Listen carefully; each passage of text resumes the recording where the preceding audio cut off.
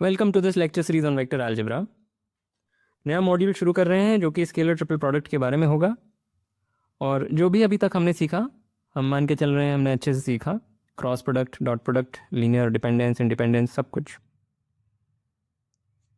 Some problems for practice and now let us get started.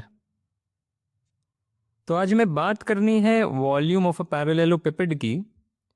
पैरेललोपिपेड पर आएंगे, उस पर आने से पहले पैरेललोग्राम्स की बात करते हैं। एरिया ऑफ अ पैरेललोग्राम, तो जाना पहचाना फॉर्मूला है एरिया ऑफ अ पैरेललोग्राम का कि अगर कोई भी पैरेललोग्राम है तो उसका एरिया क्या होता है, वो है कि कोई भी साइड ले लें, लेट्स से दिस साइड, इसकी लेंथ टाइम्स ये जो डिस्टेंस है, the distance between the two parallel lines corresponding to this side. तो कहने का मतलब ये जो साइड है और इसके पैरेलल वाली साइड है, वो दोनों साइड्स ले लें और उनके बीच का जो डिस्टेंस है वो निकाल लें। Let's say that distance is D, multiply that by this length. ये जो संख्या है ये है इसका एरिया। और ये फ़र्क नहीं पड़ता, अगर हम ये वाली साइड भी लेते और ये डिस्टेंस ले लेते तो भी सेम वैल्यू आती।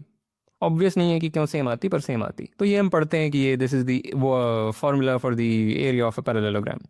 पर उसको थोड़ा जस्टिफाई करते हैं क्यों। तो इसकी थोड़ी सी सर्जरी करके हम इसे रेक्टेंगल में बदल सकते हैं। तो सबसे पहले हमने क्या किया, ये परपेंडिकुलर ड्रॉप करी, ठीक है, तो वो एक लाइन है। And now the point is कि ये जो ट्रायंगल यहाँ बना, ये ट्रायंगल, इसको अगर यहाँ से काट के उधर लगा दें तो एकदम फिट हो जाएगा और एक रेक्टेंगल में बदल जाएगा। तो स्टार्ट हमने पैरेललोग्राम से किया और ये हमने थोड़ी सी सर्जरी करी तो एक रेक्टेंगल मिल गया। फाइनली रेक्टेंगल ऐसा दिखेगा, राइट। बस इसमें ये लाइन अगर मिटा दें तो वो ऐसा दिख जाएगा। सो थोड़ी सी सर्जरी करके एक पैरेललोग्राम को एक रेक्टेंगल में बदला जा सकता है। और ये सर्जिकल प्रोसीजर जो है उसमें एरिया नहीं बदलेगा। क्यों नहीं बदलेगा? क्योंकि ये जो चीज़ थी बस इसको उठा करके, इसको सरका करके यहाँ रख दिया गया है। इस प्रक्रिया में एरिया तो नहीं बदलेगा। तो जो भी इसका एरिया है वही इसका एरिया है। पर रेक्टेंगल का जो एरिया है वो है लेंथ इनटू ब्रेड्थ। अगर रेक्टेंगल का एरिया कुछ भी है तो वो लेंथ इनटू ब्रेड्थ ही है। तो वो फॉर्मूला काफ़ी ज़्यादा डाइजेस्टेबल है compared to just base into height, right. Length into breadth is the most natural quantity that you can assign as the area of a rectangle, right. तो ठीक है, so basically that is the message that I wanted to give. अब आते हैं पैरेललोपिपेड पे। तो सबसे पहले पैरेललोपिपेड होता क्या है, बहुत औपचारिक रूप से बताया जा सकता है, पर फिगर देख के भी समझ में आ रहा होगा। ये जो चीज़ यहाँ बनाई है ये पैरेललोपिपेड है। थोड़ी सी इसकी सेमी फॉर्मल डेफिनेशन अगर बतानी हो तो हम 3 pairs of parallel planes consider करेंगे। जैसे फॉर इंस्टेंस एक प्लेन है जो ये वाला प्लेन है ऊपर वाले फेस का, एक प्लेन है नीचे वाले फेस का। So this is one pair of parallel planes. Similarly there is this plane of the left side वाला फेस और फिर एक प्लेन है राइट साइड वाले फेस का। This is another pair of parallel planes. और finally there is this plane of the front face and the back face. This is another pair of parallel planes. तो ये 3 pairs of parallel planes हैं। इनसे जो reason bound हो रहा है उसको पैरेललोपिपेड बोलते हैं। जैसे कि पैरेललोग्राम को हम सोच सकते हैं, it's the reason bounded by 2 pairs of parallel lines, right. 2 pairs of parallel lines से जो रीजन बाउंडेड है उसको पैरेललोग्राम बोला जा सकता है। वैसे ही 3 पेयर्स ऑफ पैरेलल प्लेन्स से जो एरिया बाउंडेड है, सॉरी जो रीजन बाउंडेड है, उसको पैरेललोपिपेड बोलते हैं। पर मेरे ख्याल से परिभाषा देने की आवश्यकता अभी नहीं है, ऐसे ही हमें पता है कि बात क्या हो रही है। All of these things are parallelograms. For instance एक चीज़ यहाँ पे नोट करने वाली है कि ये जो चीज़ है, जो टॉप फेस है, वो एक पैरेललोग्राम है और उसी के कॉन्ग्रुएंट है bottom face. And similarly for the left and the right face and the front end the back face. जो भी है, तो इसका जो वॉल्यूम है हम उसकी बात करना चाहते हैं। उस पर आने से पहले वॉल्यूम का हम एक कुछ फॉर्मूला लिखना चाहते हैं, पर उस पर पहुँचने से पहले हम ये दिखाना चाहते हैं कि इसकी भी सर्जरी करके इसको एक क्यूबॉइड में बदला जा सकता है। क्यूबॉइड क्या होता है? क्यूबॉइड एक खास तरह का पैरेललोपिपेड होता है जिसमें कि जो तीनों ये फेसेस हैं, जैसे ये फ्रंट फेस हो गया, ये लेफ्ट साइड वाला फेस हो गया और जो बॉटम फेस हो गया, ये तीनों फेसेस 90 डिग्रीज पर मिलते हैं। अगर ये तीनों ही एंगल 90 डिग्रीज हो जाए तो उसे क्यूबॉइड बोलते हैं। ठीक है, ये सब डेफिनेशंस आपने शायद पहले पढ़ी होंगी कहीं पर। ऑल राइट, सो सबसे पहले हम क्या करेंगे, सबसे पहला स्टेप होगा इसको सर्जिकली क्यूबॉइड में बदलने का वो होगा कि हम ये परपेंडिकुलर ड्रॉप करेंगे। तो ये जो चीज़ है, this is lying in a plane, ये जो पूरा पैरेललोग्राम है ये एक प्लेन में है ऑब्वियसली। तो एक परपेंडिकुलर हम ड्रॉप करेंगे और उसी तरीके से एक परपेंडिकुलर हम पीछे वाले फेस पर ड्रॉप करेंगे इस तरीके से, मतलब पीछे वाले फेस में भी सेम हरकत करेंगे जो हमने फ्रंट फेस पर करी। सो ऐसा कुछ बनेगा, right. So this whole thing is another parallelogram. But जो बात दिखनी चाहिए वो ये कि ये एक सॉर्ट ऑफ एक रीजन, ये जो पूरी चीज़ है, अब इसका क्या नाम है इस शेप का पता नहीं है, what kind of shape is this, but this is sort of like a, I mean this is exactly एक ट्रायंगल जिसको थोड़ा सा एक्सट्रूड कर दिया गया है, what ever, I am sure समझ में आ रहा है ये शेप है क्या। इस शेप को हम हटा करके यहाँ लगा देंगे, इधर वो फिट हो जाएगी, सो वो इस फिगर से दिख जाएगा। कुछ नहीं किया, ये जो पूरी चीज़ थी, ये जो पूरा शेप है, दिस होल थिंग, इसको सरका करके यहाँ रख दिया गया है तो वो इधर फिट हो गया है। तो इस प्रोसेस में हुआ क्या, यह एंगल तो 90 नहीं था, या आवश्यक रूप से 90 नहीं था, 90 हो भी सकता था, पर अगर नहीं था तो हमने उसे बना दिया है 90, क्योंकि ये परपेंडिकुलर हमने ड्रॉप करी थी और क्योंकि ये और ये पैरेलल हैं तो ये भी 90 ही है। तो इस प्रोसेस में वॉल्यूम तो नहीं बदला, क्योंकि बस एक चीज़ को काट के दूसरी जगह पर रख दिया गया है, तो वॉल्यूम तो नहीं बदलेगा, पर ये जो एंगल है ये 90 बन गया है। एक और बात यहाँ पे कि ये जो एरिया है, इस चीज़ का जो एरिया है वो भी नहीं बदला इस प्रोसेस में, क्योंकि वो चीज़ ही नहीं बदली, जो बॉटम फेस है वो यथावत रह गया, उसमें कुछ भी परिवर्तन नहीं आया है, right. Bottom face is as it was. तो बॉटम फेस का एरिया नहीं बदला, पर जो फ्रंट फेस है वो अब रेक्टेंगल में बदल गया है, पहले वो एक पैरेललोग्राम मात्र था, ठीक है। अब हम क्या करेंगे, अभी भी समस्या क्या है, ये क्यूबॉइड नहीं है, या ज़रूरी नहीं है कि ये क्यूबॉइड हो, क्योंकि ये वाला जो एंगल है, जो बॉटम फेस का ये वाला जो एंगल है, ये ज़रूरी नहीं 90 हो, this could be some other angle. तो उसको फिक्स करने के लिए हम एक ये परपेंडिकुलर ड्रॉप कर सकते हैं, सिमिलरली यहाँ पे एक परपेंडिकुलर ड्रॉप कर सकते हैं और फिर सेम चीज़। सो एनीवे, अभी इसमें हमने कुछ भी नहीं किया, हमने बस ये मिटा दिया है, ये जो बीच का ऑक्सिलरी चीज़ थी इसको मिटा दिया है। So basically this is the first surgical thing which converted the front face and the back face into rectangles. और अब वो जो नेक्स्ट स्टेप मैं कह रहा था कि हमने अब, क्योंकि नीचे वाला जो फेस है, जो बॉटम फेस है, उसको भी हमें रेक्टेंगल में बदलना है, तो हमने ये परपेंडिकुलर ड्रॉप करी और ऊपर भी परपेंडिकुलर ड्रॉप करी, राइट। सो इस चीज़ को अगर हम खिसका करके उधर ले जाएं तो क्या मिलेगा, ये मिलेगा। और जैसे कि पहले सर्जिकल प्रोसीजर में क्या हुआ, जो फ्रंट फेस था वो बदल गया एक रेक्टेंगल में, और ये जो सेकंड सर्जिकल प्रोसीजर है उससे क्या हुआ, जो बॉटम फेस था वो भी बदल गया एक रेक्टेंगल में, ठीक है। Similarly one more surgical procedure will convert this face also into a rectangle, similar surgical procedure जो यहां मैंने नहीं बनाया है। पॉइंट इज कि इस, सबसे पहले नोट करें, जो पहला सर्जिकल प्रोसीजर है इस स्टेप में, बॉटम जो फेस है वो बिल्कुल चेंज नहीं हुआ, वो वैसा का वैसा रहा, एंड हेंस इन पर्टिकुलर उसका एरिया भी नहीं बदला, और वॉल्यूम भी पूरी पैरेललोपिपेड का, या पूरी जो शुरू में जो शेप थी और जो बाद में जो शेप है सेम ही रहेगा, वॉल्यूम तो बदलेगा नहीं, क्योंकि बस एक चीज़ को सरका के दूसरी जगह रख दिया गया है, तो वॉल्यूम भी प्रिजर्व्ड है। एक और चीज़ प्रिजर्व्ड है इस पूरे प्रोसेस में, वो ये कि जो परपेंडिकुलर डिस्टेंस है between the top face and the bottom face, वो भी नहीं चेंज हो रही है, right. Just think about that, क्योंकि ये जो प्लेन है, the plane of this thing is same as the plane of this thing, वो बिल्कुल नहीं बदला है, वो वही प्लेन है, राइट। तो ये जो प्लेन है और ये जो प्लेन है वो सेम है, तो टॉप प्लेन और बॉटम प्लेन भी नहीं बदला है, तो उन दोनों के बीच की परपेंडिकुलर डिस्टेंस भी इस वजह से नहीं बदली है। तो बॉटम फेस का एरिया कांस्टेंट रहा, the distance between the two planes constant रहा, और ऑब्वियसली वॉल्यूम भी कांस्टेंट रहा।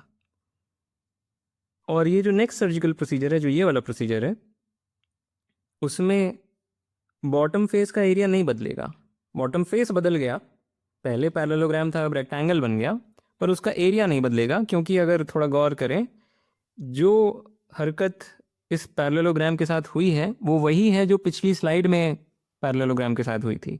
एक ही छोटा सा ट्रायंगल बस काट के अगर सरका के यहाँ लगा दिया जाए तो वो रेक्टेंगल में बदल जाएगा।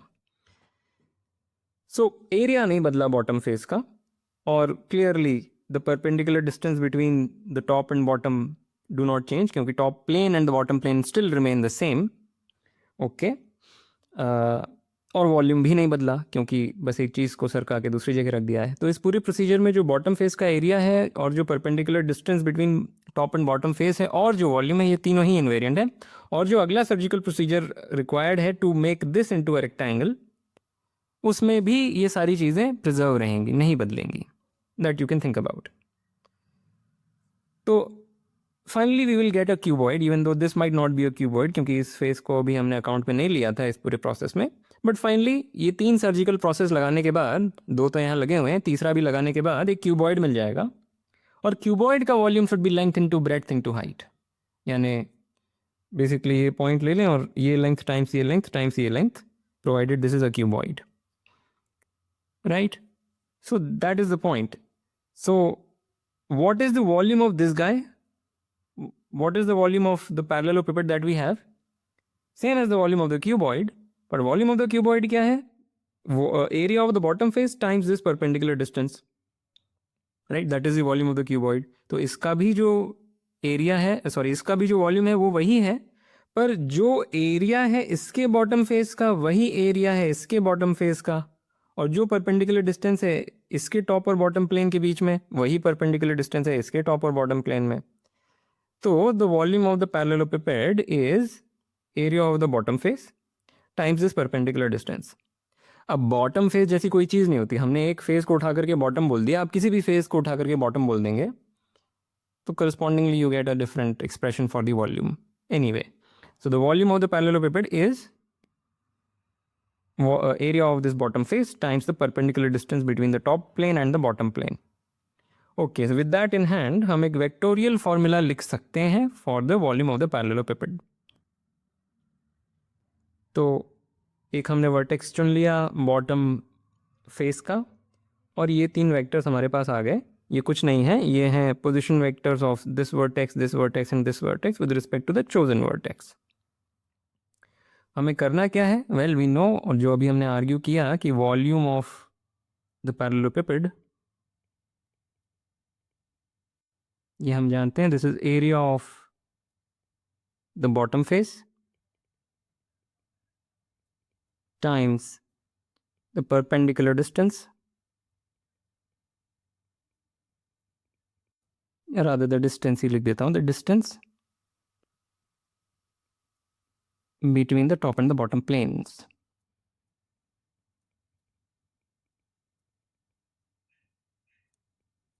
ये अभी हमने आर्ग्यू किया, पर एरिया ऑफ द बॉटम तो हम तुरंत क्रॉस प्रोडक्ट से लिख सकते हैं, that is just and that is just the magnitude of, let's give these things names. Let's say this is A vector, this is B vector, and let's say this is C vector. ये वाला जो है ये है C vector, तो ये नाम दे दिया हमने कुछ। तो जो बॉटम फेस का एरिया है वो तो magnitude of A cross B है।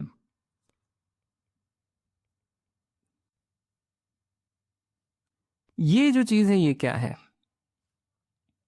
वेल, कंसिडर दिस लाइन जो कि इस वर्टेक्स से पास हो रही है और परपेंडिकुलर है टू दिस प्लेन।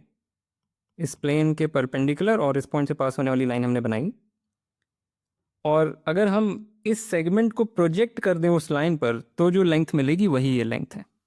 तो once again draw this line perpendicular to the bottom plane and project this segment on to that line, वो लेंथ ही ये लेंथ है, जस्ट कन्विंस योर सेल्फ। तो वो निकालने के लिए हम क्या कर सकते हैं? Just find some vector that is perpendicular to both A and B and project or find the length of the projection of the vector C onto that vector. And one such vector, ऐसा एक vector तो हमें पता है कि A cross B है, तो A cross B को हम नॉर्मलाइज करेंगे, ये नॉर्मलाइज कर लिया, ये यूनिट वेक्टर बना दिया। इसमें अगर हम डॉट सी कर दें, this is whatever this is, इसका मॉड ले लेंगे तो ये चीज़ मिल जाएगी। So times magnitude of this is the volume of the parallelepiped. हमको करना क्या था, इसको प्रोजेक्ट करना था ऑन टू दिस लाइन। तो उसके लिए अब बस हमने क्या किया कि एक यूनिट वेक्टर ले लिया which is quote and quote along that line, whatever that means, और फिर प्रोजेक्शन निकालने के लिए just mod c cos theta करना था। But mod c cos theta is same as unit vector along that line dot c. So dot product में ये सब हमने सीखा है। So the expression is, cancellations के बाद दिस इज द एक्सप्रेशन, जिसको हम ऐसे भी लिख सकते हैं। और इस वजह से ये जो चीज़ यहाँ बन के आई है, ये एक इंटरेस्टिंग मैथमेटिकल क्वांटिटी, एक मीनिंगफुल मैथमेटिकल क्वांटिटी है। 3 वेक्टर्स अगर दे दिए जाएं a B c, this is now a meaningful mathematical quantity जो हम इससे एसोसिएट कर सकते हैं। Okay, so I hope this was informative and now we can define the scalar triple product. तो अगर हमारे पास 3 वेक्टर्स दिए हैं a B c, we define the scalar triple product of them. Notation ये है, definition is A dot B cross C. ये definition है, और ये नेगेटिव भी हो सकता है, can be negative. Right, magnitude ले लेंगे तो हमें वॉल्यूम ऑफ अ सर्टेन पैरेललोपिपेड मिल जाएगा, पर मैग्नीट्यूड नहीं ले रहे हैं हम। उसकी वजह है ये ज़्यादा यूजफुल क्वांटिटी है, क्योंकि signed, you can think of this as this signed volume. वो हम अगले लेक्चर में भी देखेंगे। This is more useful. Magnitude लेने से थोड़ी समस्या हो जाती है, बाइलिनियरिटी, ट्राइलिनियरिटी एट्सेट्रा, वो सब हम देखेंगे। So anyway, this is a meaningful quantity now, we know this, because ये वॉल्यूम की तरीके से इंटरप्रेट करी जा सकती है। और क्या बताना है यहाँ पे, हाँ, फॉर्मूला। तो अगर हमें एक पॉजिटिवली ओरिएंटेड ऑर्थोनॉर्मल बेसिस दे दी गई है और 3 वेक्टर्स दे दिए गए जिनके हमको बेसिकली एक्सप्रेशंस पता है उस बेसिस के टर्म्स में, तो ये चीज़ जो है, जो स्केलर ट्रिपल प्रोडक्ट है ए बी सी का, वो हम इस फॉर्मूले से कैलकुलेट कर सकते हैं। इसमें कुछ भी नहीं है, क्योंकि हमें क्रॉस प्रोडक्ट का भी फॉर्मूला पता है, हमें डॉट प्रोडक्ट भी पता है कैसे निकालते हैं। बस वो अगर प्लग इन करेंगे तो ये चीज़ आ जाएगी। So the proof of this is an exercise, उसमें कुछ नहीं है। पर ये जो क्वांटिटी यहाँ लिखी हुई है, इसको हम ऐसे भी लिखते हैं, we just make this 3 rows। तो this is, you can think of this as an alternate notation for this expression, just a notation. और डिटर्मिनेंट्स का आइडिया यहीं से आता है। यूजुअली डिटर्मिनेंट शायद may be high school books में बस एक 3x3 मैट्रिक्स का डिटर्मिनेंट ऐसे डिफाइन कर देते हैं, और शायद इक्वेशंस की वजह से उसको जस्टिफाई करते हैं कि क्यों वो एक काम की क्वांटिटी है, Cramer's rule etcetera. In my mind, determinants are just, they are trying to capture the volume of a certain parallelepiped. अगर एक 3x3 मैट्रिक्स मुझे दे दी गई है, तो उसकी जो रोज हैं उन्हें मैं वेक्टर्स के तौर पर सोच सकता हूँ। उन वेक्टर्स से मैं एक पैरेललोपिपेड कंस्ट्रक्ट कर सकता हूँ। कोई भी ओरिजिन चुन लें, कोई भी पॉइंट को ओरिजिन बोल दें, फिर वो वेक्टर्स हमें 3 ऐसे लाइन सेगमेंट्स दे देंगे because of our usual dictionary, और फिर एक पैरेललोपिपेड कंस्ट्रक्ट हो जाएगा। उस पैरेललोपिपेड का जो साइंड वॉल्यूम है वो ये चीज़ है, वही उस मैट्रिक्स का डिटर्मिनेंट है। तो मेरे लिए डिटर्मिनेंट की डेफिनेशन ही यहाँ से आती है। वो सब ठीक है कि क्रैमर्स रूल एट्सेट्रा, उसमें भी हम बाद में चले जाएंगे एज डिडक्शंस। डेफिनेशन मेरे लिए डिटर्मिनेंट्स की है। तो determinants become a meaningful thing. Determinants वो आर्बिट्ररी चीज़ें नहीं हैं। और वो जो सारे रो ऑपरेशंस, कॉलम ऑपरेशंस, अगर आपने पढ़ा है डिटर्मिनेंट्स के बारे में, तो जो रो ऑपरेशंस, कॉलम ऑपरेशंस है, वो सब भी तुरंत इस ज्योमेट्रिक डेफिनेशन के माध्यम से तुरंत दिखता है।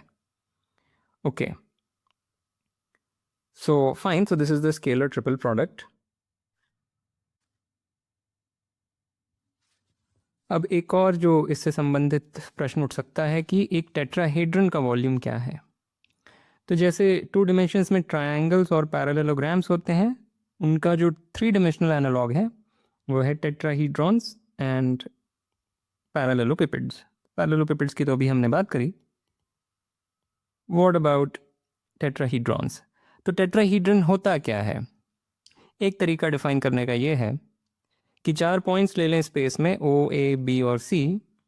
सच दैट ये कोप्लेनर नहीं है, यानी कोई भी एक प्लेन ऐसा नहीं है जो चारों पॉइंट्स को कंटेन करता हो। तो ये जो 4 पॉइंट्स हैं ये 4 अलग अलग प्लेन्स डिफाइन करेंगे।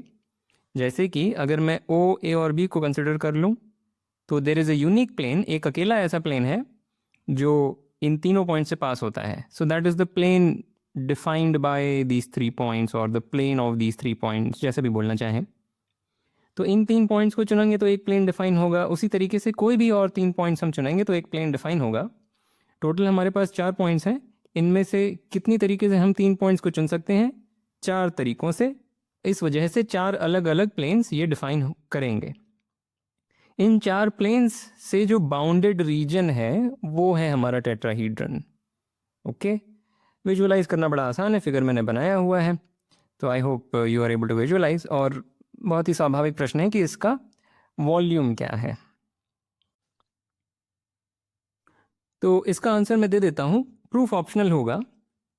आंसर देने के पहले जो डी है, ये जो संख्या डी है, D is the length of perpendicular from the point O to the plane of A B C, right? So that is D. और volume of the tetrahedron of A B C क्या है? It is 1/3 of this product D times area of A B C. ठीक है, और हम कह रहे हैं वो इसके भी बराबर है। तो यहाँ पे 2 बातें हम कह रहे हैं। एक तो ये, दिस इज़ नॉट ऑब्वियस, और ये भी ऑब्वियस नहीं है कि इन तीनों वेक्टर्स का अगर स्केलर ट्रिपल प्रोडक्ट लिया जाए और उसको 6 से डिवाइड कर दिया जाए और मैग्नीट्यूड ले लिया जाए तो वो भी volume of O A B C ही है। ठीक है, प्रूफ इज़ ऑप्शनल, पर फिर भी हम थोड़ा जस्टिफिकेशन देंगे।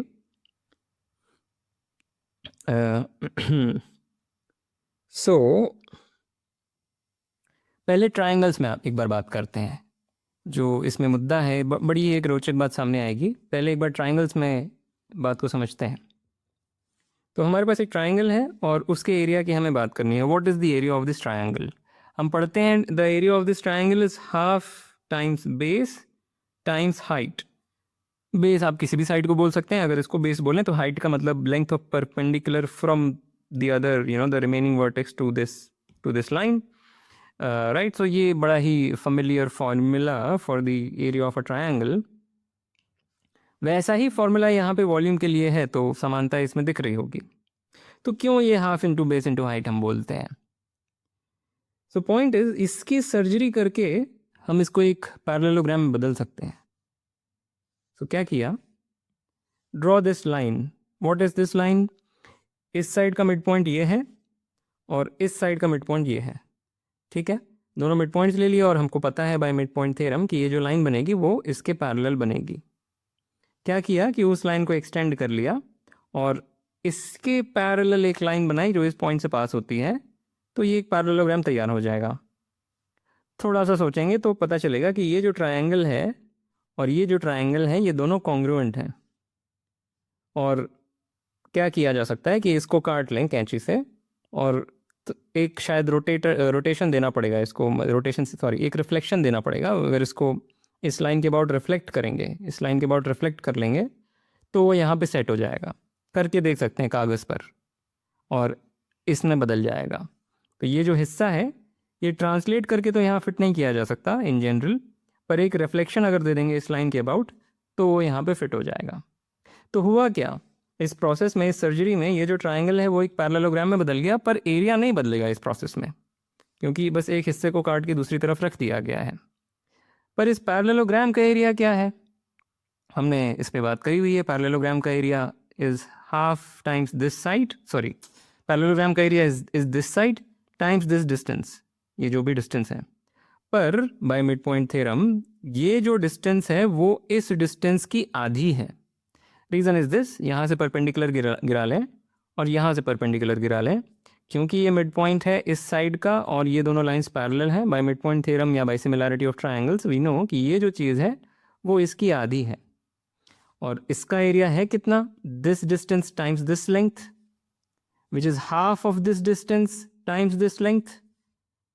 पर पैरेललोग्राम का एरिया ट्राइंगल के एरिया के बराबर ही है और इस वजह से ट्राइंगल का area is half of this times this. तो this is a justification of the formula, जो यूजुअल फॉर्मूला हम पढ़ते हैं। तो इसमें भी हम वही स्ट्रैटेजी यूज़ करेंगे, इसकी सर्जरी करके इसको एक पैरेललोपेपिड में बदल देंगे और फिर सारी बातें दिख जाएंगी। एक्चुअली नहीं, ये हम कर ही नहीं सकते। ट्रायंगल्स में क्या हुआ कि ट्रायंगल की सर्जरी करके उसे पैरेललोग्राम में बदला जा सकता है, एक टेट्राहीड्रन की सर्जरी करके उसे नहीं बदला जा सकता पैरेललोपेपिड में, संभव ही नहीं है, कुछ भी हो जाए। और सर्जरी यहाँ पे बहुत ही प्रिसाइसली यूज़ करना पड़ेगा शब्द। सर्जरी का मतलब स्ट्रेट लाइन, मतलब स्ट्रेट लाइन नहीं, प्लेन्स से काट करके जो पीसेस बनेंगे, पीसेस को रीअरेंज करना, उसको सर्जरी बोल रहे हैं, रीअरेंजमेंट बोलना चाहिए शायद। तो ये हिल्बर्ट का एक प्रॉब्लम था। हिल्बर्ट ने शायद 21 या शायद 23 प्रॉब्लम्स पूछी थी एक समय पर, शायद 1930s में, देख लीजिएगा। उसमें से एक प्रॉब्लम ये थी कि क्या इसको सर्जिकली ट्रांसफॉर्म किया जा सकता है एक पैरेललोपेपिड में या एक क्यूबॉइड में, सेम थिंग, क्योंकि पैरेललोपेपिड को सर्जरी करके क्यूबॉइड में ट्रांसफॉर्म किया जा सकता है। नहीं किया जा सकता। ये एक मैथमेटिशियन ने इसका उत्तर दिया था, मेरे ख्याल से उनका नाम था कोहन, क्या मैक्स कोहन, शायद, चेक कर लीजिएगा। तो वो तो हम नहीं कर पाएंगे क्योंकि किया ही नहीं जा सकता, पर फिर भी इसको हम थोड़ा सा जस्टिफाई करेंगे अगली स्लाइड में, विच इज़ ऑप्शनल। तो एक्चुअली हम एक इसका कंप्लीट प्रूफ नहीं देंगे, उसके लिए कैलकुलस की आवश्यकता पड़ेगी। एटलीस्ट मेरे पास और कोई तरीका नहीं है विदाउट कैलकुलस। तो हम एक अजम्पशन के अंदर इसको प्रूव करेंगे कि टेट्राहीड्रन का जो वॉल्यूम है वो केवल दो क्वांटिटीज़ के माध्यम से निकाला जा सकता है। कौन सी दो क्वांटिटीज़? किसी भी फेस को फिक्स करके उसका एरिया निकाल लें, और जो बचा हुआ वर्टेक्स है उससे perpendicular distance to this face ले लें, या to the plane of this face ले लें। इन दोनों क्वांटिटीज़ पर ही डिपेंड कर रहा है। अब इन दोनों क्वांटिटीज़ से इन दोनों क्वांटिटीज़ पे कैसे डिपेंड कर रहा है वो अज्यूम हम नहीं कर रहे हैं, उसी को हम प्रूव करना चाह रहे हैं। पर एक बार हम ये मान लें कि केवल इन्हीं दो क्वांटिटीज़ से वॉल्यूम तय हो जाता है किसी टेट्राहीड्रन का, तो हम आगे की बात कर सकते हैं। ठीक है, तो हमारे पास ये टेट्राहीड्रन है। अब एक फेस हमने ये ले लिया, फिक्स कर लिया ये फेस अपने दिमाग में। अब ये फेस एक प्लेन में है, this defines a unique plane, यानी एक यूनिक प्लेन ऐसा है जो इस फेस को कंटेन करता है। उस प्लेन में फिर हम ऐसा एक यूनिक पॉइंट ढूंढ सकते हैं सच दैट ये एक पैरेललोग्राम बन जाए। तो वो चीज़ हमने यहाँ फिगर में बनाई हुई है। तो एक पॉइंट हमको ये मिला, इनफैक्ट ये this point is in space, पर ये हमने कैसे निकाला? इसको बेसिकली पैरेललोग्राम रखना था, बनाना था, तो ये एक पॉइंट हमें मिला। और फिर हमने उस पॉइंट को इन तीन वर्टिसीज से भी जोड़ दिया, ये जो तीन वर्टिसीज हैं इनसे जोड़ दिया। तो हुआ क्या, एक नया टेट्राहीड्रन हम डिफाइन कर पा रहे हैं, इसी के ऊपर चढ़ा हुआ एक नया टेट्राहीड्रन। तो इस नए टेट्राहीड्रन का ये जो फेस है, this is common with the same face of the original tetrahedron, right? दोनों का ये फेस कॉमन है। और गौर करने वाली बात यह है कि ये जो परपेंडिकुलर डिस्टेंस है that is same as this perpendicular distance. कहने का मतलब, इस पॉइंट से जो परपेंडिकुलर डिस्टेंस है इस प्लेन पर, इन तीनों पॉइंट्स के प्लेन पर, वो सेम है इस पॉइंट से परपेंडिकुलर डिस्टेंस इन तीनों पॉइंट्स के प्लेन पर। दिस इज समथिंग जो मैं जस्टिफाई नहीं करना चाहता, पर ये आप सोच सकते हैं इस पर। अगर ये बात मान गए और वो जो वॉल्यूम वाली बात हमने अभी बोली वो मान गए, तो वॉल्यूम ऑफ द ओरिजिनल टेट्राहीड्रन और वॉल्यूम ऑफ दिस न्यू टेट्राहीड्रन ये दोनों सेम है, राइट? क्योंकि ये जो कॉमन फेस है, क्योंकि ये कॉमन है, इसका एरिया तो दोनों के लिए सेम ही है, और जो लेंथ ऑफ परपेंडिकुलर है वो सेम ही है, तो दोनों का वॉल्यूम सेम है। पर ये कुछ अजीब सी शेप है, इस शेप का हम कुछ कर नहीं पा रहे हैं। ठीक है, हम क्या करेंगे, अब हम ये वाला पैरेललोग्राम कंप्लीट करेंगे और फिर एक नया पॉइंट मिलेगा और उससे हम एक और टेट्राहीड्रन डिफाइन करेंगे। फिर जो शेप मिलेगी वो बहुत ही अच्छी सी एक शेप मिल जाएगी। तो वो यहाँ पे बना हुआ है, राइट? ये पैरेललोग्राम कंप्लीट किया तो ये एक्स्ट्रा पॉइंट मिला, फिर उससे ये तीनों हमने जोड़ दिए, और ये वाला जो है this has one face in common with the second tetrahedron. इस वाले के साथ कुछ भी कॉमन नहीं है, पर इस टेट्राहीड्रन के साथ, मतलब जो सेकेंड टेट्राहीड्रन था उसके साथ ये फेस कॉमन है। और फिर से वही बात, ये जो परपेंडिकुलर डिस्टेंस है वही है ये परपेंडिकुलर डिस्टेंस, और उस वजह से ये जो नया टेट्राहीड्रन हमने बनाया उसका भी वॉल्यूम वही है जो ओरिजिनल टेट्राहीड्रन का वॉल्यूम है। उस वजह से इस शेप का जो वॉल्यूम है वो है 3 times the volume of the original tetrahedron. पर ये शेप बड़ी अच्छी सी शेप है, अगर थोड़ा गौर करें तो बेस एक ट्रायंगल है, ये जो चीज़ है एक ट्रायंगल है, इसी को बस अगर इस दिशा में खिसका दिया जाए बाय दिस मच डिस्टेंस, तो वो जो रीजन ट्रेस आउट होगा वो बना हुआ है यहाँ पर। ये ऐसी चीज़ को प्रिज्म बोलते हैं कि बेस कुछ है, कुछ some two dimensional object is your base, उसको स्पेस में खिसका दिया, ट्रांसलेट कर दिया, तो जो पूरा उसने विस्तार लिया है उसको ही ऐसी किसी भी चीज़ को प्रिज्म बोलते हैं। तो ये बात एकदम क्लियर होनी चाहिए कि ये एक प्रिज्म है। सो दैट शुड बी, मतलब क्लियर होनी चाहिए, मतलब विजुअली क्लियर। मैं नहीं चाह रहा हूँ आप इसका एक फॉर्मल प्रूफ लिखने की कोशिश करें, विजुअली क्लियर होनी चाहिए। ठीक है, एक प्रिज्म को बेसिकली 3 बराबर वॉल्यूम वाले टेट्राहीड्रॉन्स में काटा जा सकता है, वो भी एक तरीका हुआ इसे बोलने का। पर एक और यहाँ पे काम कर सकते हैं। ये प्रिज्म तो ठीक है, अच्छा शेप है, पर एक और स्टेप लेकर के हम और भी अच्छा शेप बना सकते हैं। वो स्टेप क्या है? इसी प्रिज्म की एक कॉपी लेकर के, और शायद एक रिफ्लेक्शन की यहाँ पे आवश्यकता पड़ेगी कि नहीं पड़ेगी मुझे नहीं पता, एक सेकेंड, शायद पड़ेगी, जो भी है, मतलब आई थिंक एक रिफ्लेक्शन करके, this is just sort of a ghost copy of the original prism of this prism. उन दोनों को अगर चिपका दें इसके अबाउट, तो एक पैरेललोपिपेड बन जाएगा, right. This is a parallelogram, the top thing, उसको ही स्पेस में खिसकाएंगे तो ये वाली शेप बन के आ जाएगी सामने। ये सब चीज़ें आपको विजुलाइज करनी पड़ेंगी, इसको हम फॉर्मली आर्ग्यू करने की कोशिश भी नहीं करेंगे।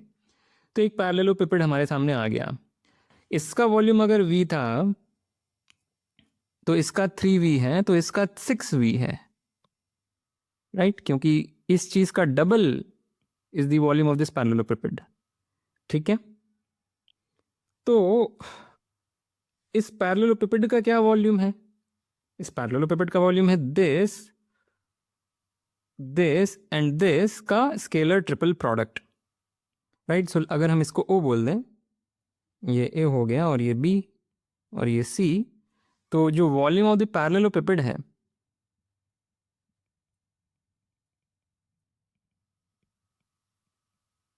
वो हमें पता है, that is just the magnitude of this scalar triple product. और इसका जो 1/6 है, इसके वॉल्यूम का जो 1/6 है, वही टेट्राहीड्रन का वॉल्यूम है। तो जो पिछले पेज में 2 इक्वेशंस लिखी थी उनमें से एक जस्टिफाई हो गई, पर हमने ये भी बोला था कि volume of the tetrahedron is 1/3 of the area of the base times the height, वो यहाँ से दिख जाएगा। इसका क्या वॉल्यूम है? You can easily believe it is the area of the base times this height. I leave that to you, surgery वर्जरी करके भी आर्ग्यू कर सकते हैं, बहुत तरीके हो गए इसको आर्ग्यू करने के। और इसका जो वॉल्यूम है उसका आधा is the volume of this guy, sorry, इसका जो वॉल्यूम है उसका 1/3 is the volume of this guy, and therefore 1/3 of the area of the base times this height is the volume of the tetrahedron. तो वो दोनों चीज़ें यहाँ से जस्टिफाई हुई। Again the proof is in quotes, because एक जो fundamental बात थी वो हमने प्रूव नहीं करी, क्योंकि उसको हम केवल कैलकुलस, एटलीस्ट मैं केवल कैलकुलस से ही प्रूव कर सकता हूँ। Okay, so this is fine, now we can I think come to the illustrations. पहला इलस्ट्रेशन, 3 वेक्टर्स दिए हैं u, v और w। v और w तो पूरी तरह से डिस्क्राइब्ड है, पर जो u का विवरण है उसमें एक पैरामीटर बैठा हुआ है, एक वेरिएबल या अननोन। और हमें दिया है कि वो पैरेललोपिपेड जिसकी को टर्मिनस एजेस u, v और w हैं उसका वॉल्यूम 1 है। तो अब इस स्टेटमेंट का हमारे लिए क्या मतलब है? पैरेललोपिपेड की जो एजेस होती हैं वो वेक्टर्स नहीं होती, वो एजेस होती हैं। वेक्टर्स और एजेस सेम चीज़ें नहीं होती। और ये शब्द क्या है? को टर्मिनस। टर्मिनस का मतलब होता है एंड पॉइंट, को टर्मिनस मतलब कॉमन एंड पॉइंट।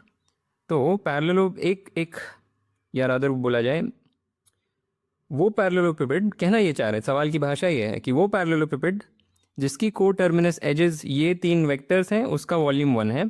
पर इसको हम कैसे समझेंगे? क्योंकि एजेस वेक्टर्स नहीं होती, हमारे लिए इस स्टेटमेंट का क्या मतलब है कि कोई एक पैरेललोपिपेड है जिसमें कि एक वर्टेक्स ले ले, और ये जो 3 एजेस उससे एसोसिएटेड हैं या जो उससे इंसिडेंट हैं, उन तीनों एजेस के करस्पॉन्डिंग हमें 3 वेक्टर्स मिलेंगे। Just by taking the position vectors of these 3 points हमको 3 वेक्टर्स मिलेंगे। वो 3 वेक्टर्स u, v और w हैं, और हमें दिया हुआ है कि इस पैरेललोपिपेड का वॉल्यूम 1 है। सो ये स्टेटमेंट को हम रीड ऐसे करेंगे। I hope that is clear. ठीक है, और फिर पूछा हुआ है कि अगर theta is the angle between you and W, तो कॉस थीटा की इनमें से कौन सी पॉसिबल वैल्यू है। थीटा यहाँ से शायद यूनिक नहीं निकलेगा इस डेटा से जो क्वेश्चन में दिया है, पर जो भी है सोचें इस पे, बहुत ही सरल सवाल है। सो ये जो डेटा है कि वॉल्यूम ऑफ दिस पैरेललोपिपेड इज 1, बस उसको यूज़ करना है और हमें पता है volume of the parallelepiped is this absolute value of the scalar triple product. तो सवाल में जो डेटा है वो एग्जैक्टली यही है, ये इक्वेशन। और ये इक्वेशन क्या बोल रही है कि absolute value of this determinant, determinant अभी हमने डिफाइन किया थोड़ी देर पहले। अगर डिटर्मिनेंट शब्द से समस्या है तो अभी मैं कोई चीज़ लिख देता हूँ बस नोटेशन के तौर पे, उसे समझ लें।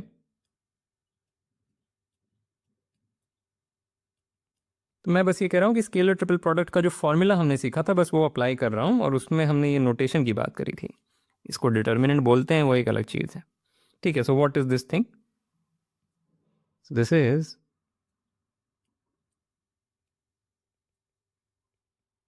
इसका absolute value is 1।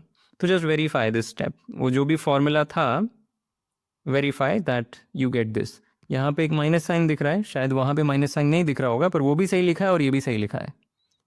Do this step by yourself. तो इससे हमें मिला this is 1 and that gives us 3 minus lambda, right? So I will write it as lambda minus 3 का absolute value is 1। यानी कि लैम्डा की दो संभावनाएं यहाँ से आई सामने, 4 और 1 2। ये दो वैल्यू लैम्डा की हो सकती हैं, इनमें से कोई भी दो वैल्यू, इनमें से कोई भी वैल्यू लेंगे ये इक्वेशन सेटिस्फाइड होगी, क्योंकि ये एक्चुअली सब इक्विवेलेंसेज हैं। मैंने सब इम्प्लाइज लिखा हुआ है बट ये इक्विवेलेंसेज हैं। सो क्वेश्चन में जो डेटा है वो एग्जैक्टली यही है, इससे ना ज़्यादा ना कम। अब theta is the angle between you and W, तो कॉस थीटा क्या हो सकता है? Well cos theta in terms of lambda क्या है? हमें पता है कि mod you mod W cos theta क्या है? ये है dot product of you and W, और मॉड यू है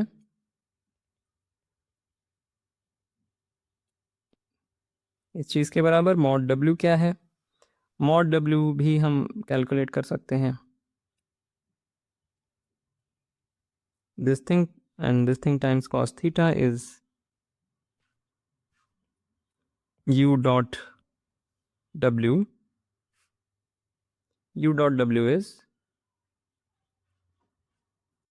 right। तो यहाँ से लैम्डा की जो दो वैल्यूज़ हैं उनके करस्पॉन्डिंग कॉस थीटा की दो वैल्यूज़ आ जाएंगी, वो यहाँ से आप आंसर कर सकते हैं। सो यहाँ से मुझे एक रूट 6 दिख रहा है, रूट 6 दिख रहा है, देयर फोर या आई डोंट नो, अगर लैम्डा को 2 डालेंगे तो this will become a 6 and this will become 5। सो 5/6 एक आंसर हो सकता है, और लैम्डा को 4 अगर रखेंगे सो दिस बिकम्स 7। ओके 7 दिख तो रहा है, एंड 4 रखने पर दिस बिकम्स 18 का रूट एंड दिस इज 6 का रूट, विच मीन्स 6√3। सो ये ऑप्शन बी इज करेक्ट। ठीक है, लैम्डा को 4 रखने पर one of the options match. Very simple. अगला सवाल, तो एक पैरेललोपिपेड का वॉल्यूम v है जिसकी को टर्मिनस एजेस के करस्पॉन्डिंग जो वेक्टर्स हैं वो है ए बी सी। सवाल में उतनी स्पष्ट भाषा में नहीं लिखा है पर मैं बोल रहा हूँ, एक पैरेललोपिपेड है जिसमें कि you choose a vertex and then you get these 3 vectors. ये तीनों वेक्टर्स के बारे में नोन क्या है? सिर्फ इतना ही कि ये जो सारे कंपोनेंट्स हैं आई जे के कैप के करस्पॉन्डिंग वो सब नॉन नेगेटिव है। ये जो डेटा है ये कह रहा है कि ये सारे ही नॉन नेगेटिव नंबर्स हैं। ओके, रिकॉल आई cap j cap k cap का क्या मतलब है? सम पॉजिटिवली ओरिएंटेड ऑर्थोनॉर्मल बेसिस। और अब पूछा गया है या प्रूव करना है कि अगर इस क्वांटिटी को 3L बोल दिया गया, ये जो लेफ्ट साइड में क्वांटिटी लिखी हुई है अगर ये 3L है, what is this quantity? A1 plus B1 plus C1 plus A2 plus B2 plus C2, यानी ये जो भी 9 की 9 संख्याओं को अगर जोड़ दिया जाए उसको अगर 3L बोल दिया गया तो हमें दिखाना है जो वॉल्यूम है of the parallelepiped that is at most the cube of this quantity. काफ़ी interesting. Okay, think about this. तो सोल्यूशन हमारा काफ़ी हद तक एल्जेब्राइक होगा, पर एक स्टेप है जिसको हम ज्योमेट्रिकली समझेंगे. तो थोड़ा सा नोटेशन सेटअप करता हूँ मैं. Fix a point O in space, और इस पॉइंट को हम ओरिजिन भी बोल सकते हैं. और just for my psychological convenience 3 points ले लेते हैं, आई, जे और के.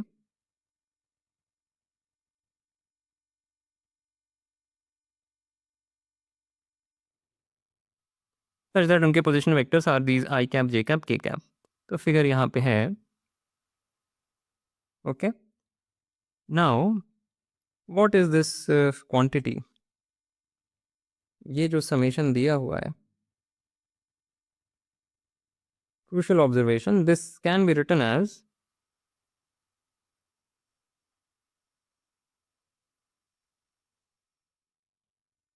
राइट, रीग्रुप कर लिया या रीअरेंज कर लिया. ये जो समेशन यहाँ पे जिस ऑर्डर में चीज़ें थी वो बदल के हमने ऐसे लिख दिया, और इसको अब हम ऐसे इंटरप्रेट कर सकते हैं, this can be written as. और वो लिखने के पहले मैं एक चीज़ और डिफाइन कर दूं. So let little p vector be defined as i cap plus j cap plus k cap. Okay, and say capital P is a point such that this is equal to the small p vector. ये क्यों define कर रहे हैं वो समझ में आएगा, पर एक बार मैं फिगर बना लूँ. यहाँ पे कहीं पर पॉइंट P है. फिगर एक्यूरेट तो बना ही नहीं सकते, 3 डायमेंशनल फिगर बनेगा. ओके, सो क्यों ऐसे डिफाइन किया? तो ये जो पहली चीज़ यहाँ लिखी हुई है, ये वाला जो टर्म है, इसको हम लिख सकते हैं A dot P. This is A dot P plus B dot P plus C dot P.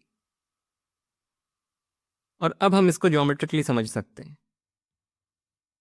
A dot P क्या है?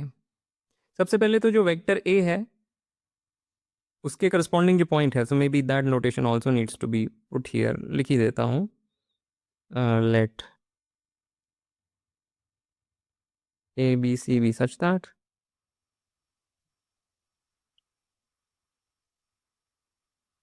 ठीक है. एंड नाउ कैपिटल A कहीं पर यहाँ पर है, और वो इसी जगह पर है. कहने का मतलब, क्योंकि हमें दिया है A1 A2 A3 सब पॉजिटिव हैं, फॉर इंस्टेंस वो इसके परपेंडिकुलर नहीं हो सकता. जो पॉइंट A है, line OA can not be perpendicular to line OP. ये ज्योमेट्रिकली हमें देखना है. तो ये जो संख्या है, ये कम से कम हम कितनी कर सकते हैं? अगर किसी ने हमें छूट दे दी कि मैग्नीट्यूड ऑफ A हमारे हाथ में है, वो कोई फिक्स्ड संख्या है, मान लें मैग्नीट्यूड ऑफ A इज़ 5, और ये कंस्ट्रेंट है कि जो पॉइंट कैपिटल A है वो हमें इसी रीजन में चुनना है. इन अदर वर्ड्स, हमें A1 A2 A3 पॉजिटिव रखने हैं. तो इसको कम से कम कितना किया जा सकता है? कम से कम करने के लिए जो एंगल है बिटवीन OA एंड OP वो ज़्यादा से ज़्यादा करना होगा. लेट से पॉइंट A हमने यहाँ चूज़ किया, तो ये एंगल आया. तो what will be the value of A dot P? It will be the length of OA times length of OP times cos of this angle. तो इस एंगल को ज़्यादा से ज़्यादा रखेंगे तो ये जो डॉट प्रोडक्ट है वो छोटे से छोटा हो जाएगा, पर ये एंगल कितना ज़्यादा हम रख सकते हैं, ये ज्योमेट्रिकली दिख रहा होगा कि उसके लिए हमें पॉइंट A को इस एक्सिस पर ही चुनना पड़ेगा, या उस एक्सिस पर या उस एक्सिस पर. तीनों के लिए बराबर ही वैल्यूज़ मिलेंगी, क्योंकि ये तीनों ही एंगल बराबर हैं. जो पॉइंट P है वो ऐसा है कि line OP is equiangled to these 3 lines OI OJ and OK.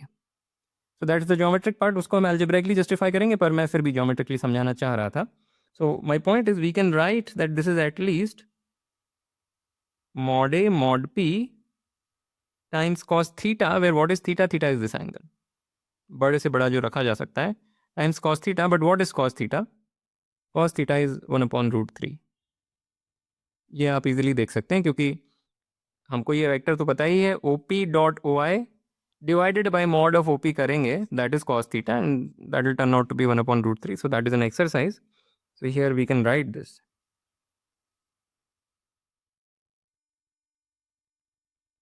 Okay, which is equal to mod p √3 ही है, so this is mod a plus mod b plus mod c. तो यहाँ पे हमने कुछ ज्योमेट्रिक रीजनिंग दी. अगर वो नहीं पसंद आई तो हम डायरेक्टली शो कर सकते हैं कि this quantity is at least this quantity. बड़ा आसान है, क्योंकि mod a is just this thing, this is mod a. और क्योंकि a1 a2 a3 तीनों ही नॉन नेगेटिव हैं, this sum will dominate that sum या दैट थिंग. क्योंकि इसको स्क्वायर करेंगे तो ये अंदर वाली चीज़ तो दिखेगी ही सही, प्लस कुछ नॉन नेगेटिव टर्म्स और दिखेंगे. तो ये जो चीज़ है that is at least this thing is algebraically clear. पर हमने ये लिखा है ज्योमेट्री की मदद से, मतलब ये जो स्टेप्स हुए ज्योमेट्री की मदद से हुए, आगे का फिर एल्जेब्रा ही है. So now we will use AMGM. By AMGM we get this is at least.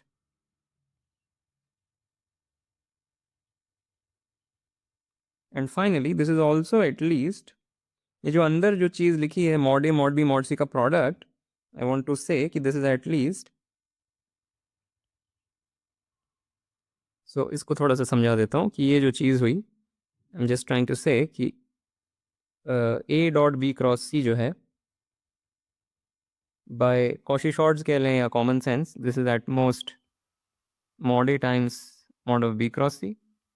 Then again by common sense, इसका कोई नाम नहीं है कि mod b cross c is less than equal to mod b times mod c, but we know this to be true.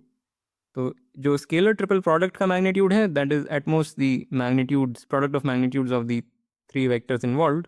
और ये geometrically obvious है. एक पैरेललोपिपेड है हमारे पास, उसका अगर हमको तीन जो को टर्मिनस एजेस हैं उनकी लेंथ्स पता है, बाकी पैरेललोपिपेड हमारे हाथ में है, हम उन एंगल्स को कुछ भी सेट कर सकते हैं. मैक्सिमम वॉल्यूम तब मिलना चाहिए जब ये सारे ही एंगल्स 90 डिग्री पर हों. उसके करस्पॉन्डिंग जो वॉल्यूम होगा वो mod a mod b mod c हो जाएगा. So this is a geometrically obvious thing, पर हमने algebraically शो किया. And this is this the thing inside is v. So this is equal to 3 times v to the power 1/3. And finally this is 3 times L. So 3 times L dominates 3 times v to the power 1/3. And that is exactly what is written over here. So इसके आगे मैं नहीं जा रहा हूँ. So this is where you can finish. Okay, so nice problem. Okay, एक और सवाल. ABCD एक टेट्राहीड्रन है, यहाँ बना हुआ है, और O कोई पॉइंट है स्पेस में जिसके रिस्पेक्ट में हमें A, B और C के पोजीशन वेक्टर्स नोन है. फिर एक इन्फॉर्मेशन दी है टेट्राहीड्रन के बारे में कि जो ऑल्टीट्यूड है from D, altitude from D माने जो वर्टेक्स D है उससे perpendicular to the opposite face वो गिराई जाए तो वो median through A of the triangle ABC से मिलती है. हर टेट्राहीड्रन में ऐसा नहीं होगा. इसमें ऐसा हो रहा है कि अगर ये जो मीडियन ली जाए, जो फेस ABC की मीडियन ली जाए और D से परपेंडिकुलर जो लाइन है फेस ABC के वो लाइन बनाई जाए, तो वो दोनों लाइंस एक्चुअली, कहने का मतलब ये मीडियन और ये जो परपेंडिकुलर लाइन है ये दोनों आपस में मिलती हैं. इन जनरल ऐसा नहीं होगा, पर यहाँ पे ऐसा हो रहा है. और फिर पूछा गया है कि अगर AD की लेंथ नोन है और volume of the tetrahedron known है, तो इनमें से कौन सी options are suitable for the position vector of E with respect to the point O. Interesting, more interesting than most questions जो हम यहाँ पे देखते हैं. Think about it. Alright, so solution. अब इसको करने का डेफिनेटली एक तरीका है कि जो पोजीशन वेक्टर ऑफ E है उसको कुछ ले लें, xi कैप प्लस वाई जे कैप प्लस जेड के कैप, और जो D है उसको भी कुछ ले लें, alpha i cap plus beta J cap plus gamma के कैप, और फिर सारी इन्फॉर्मेशन को उसके टर्म्स में लिख दें. ये 6 वेरिएबल्स के टर्म्स में उन चीज़ों को लिख दें. हो ही नहीं सकता कि सॉल्व ना हो जाए, पर यह भी मुश्किल है कि सॉल्व हो जाए. तो इसको हम थोड़ा सॉफ्टली करेंगे ज्योमेट्री की मदद से. सो लेट्स से वेल जो पॉइंट ई है वो इस मीडियन पे कहीं पर है, ये रही मीडियन, और पॉइंट ई मान लेते हैं यहाँ पर कहीं पर है, something like let's say this point is point E, और ये हमारी परपेंडिकुलर है from D to E. Well ये जो लाइन है this is perpendicular to this face, या रादर दिस प्लेन, जो ए बी सी का प्लेन है उस पे जो परपेंडिकुलर डी से गिराई गई है वो एक लाइन, वो ये लाइन है, और हमें क्वेश्चन में डेटा दिया था कि that meets the median at some point, उस पॉइंट का नाम ई है। ठीक है, सो इसको m बोल देता हूँ, ये जो mid point of B C है इसको m बोल देता हूँ। तो m का पोजिशन वेक्टर तो हमें पता है, position vector of m is just half of the position vector of B plus position vector of C, which is what is this, 2i आ जाएगा, 2i कैप। ठीक है, ये तो आ गया। और जो E का पोजीशन वेक्टर है वो हम फिर एक पैरामीटर के टर्म्स में लिख सकते हैं, लेट्स से दिस पार्टीशंस और दिस कैसे बोला जाए, मतलब ए ई अपॉन ई एम मान लेते हैं, लैम्डा इज टू 1 है फॉर सम पैरामीटर लैम्डा, तो हम E का पोजीशन वेक्टर A और M के टर्म्स में लिख सकते हैं। तो E का जो पोजीशन वेक्टर है उसमें हमें 3 वेरिएबल्स, 3 अननोन्स की ज़रूरत नहीं पड़ रही, एक अननोन से हो जा रहा है। So say this is lambda is to 1 and thus this is lambda o m plus o a divided by lambda plus 1। ठीक है, one can mean this is something in terms of lambda, and now the point is,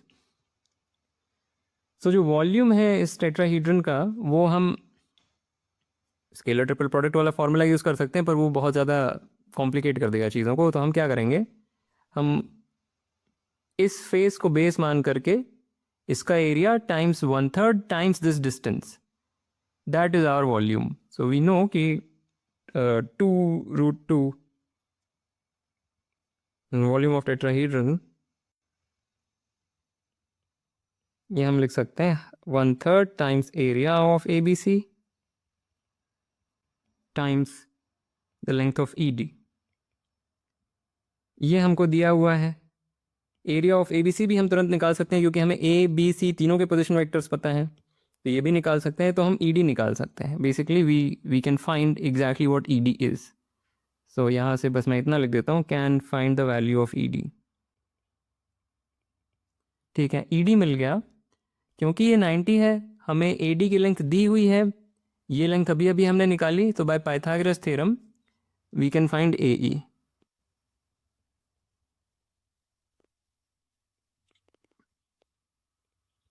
इससे lambda की 2 values आएंगी। ए ई की हमें length पता चली, मैं मॉडल लिख ही देता हूँ। ए ई की लेंथ पता चली, पर ए ई हमें मतलब ए ई जो है वो हमें लैम्डा के टर्म्स में पता है, राइट? क्योंकि ओ ई हमें लैम्डा के टर्म्स में पता है, तो ए ई भी हम लैम्डा के टर्म्स में लिख सकते हैं। उससे फिर लैम्डा की 2 वैल्यूज आ जाएंगी, क्योंकि well there is a absolute value sign. Lambda की दोनों वैल्यूज़ के लिए हम फिर ये निकाल सकते हैं। ओ ई वेक्टर जो है, 2 पॉसिबिलिटीज आएंगी, इनमें से जो भी मैच कर जाए। So I am not going to write everything, you can solve it. Last में बहुत ही सरल जेई एडवांस्ड का सवाल, this is an exercise. Pause the video, read it, solve it. Alright, so with that I want to end this lecture. As usual, like, comment, share, subscribe, and I will see you next time.